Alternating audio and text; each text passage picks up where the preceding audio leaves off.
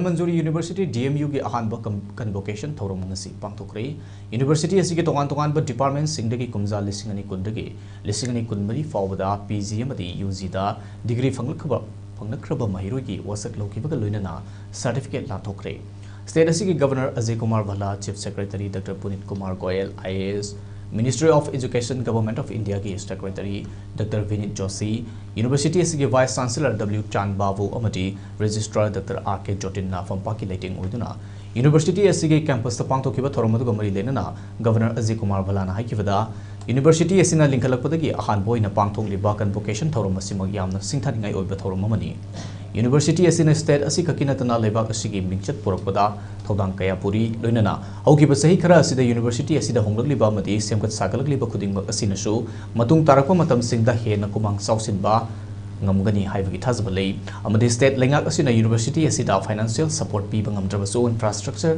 sing semgat sagatpa yauna tongan bahiram singda hena chapana buhanari haiki masida natana ngasi degree certificate lanthokraba mahiroi singda makoi gi tungi punsi lambida hena mai pakpa leibak khunai gi yaifanaba wakalon kayaga loinana tabak tawba mioi amamam hoinaba honagadabani haiba wafam sing phongdoki By encouraging innovation, research and community engagement, the university can continue to contribute meaningfully to both regional development and national progress.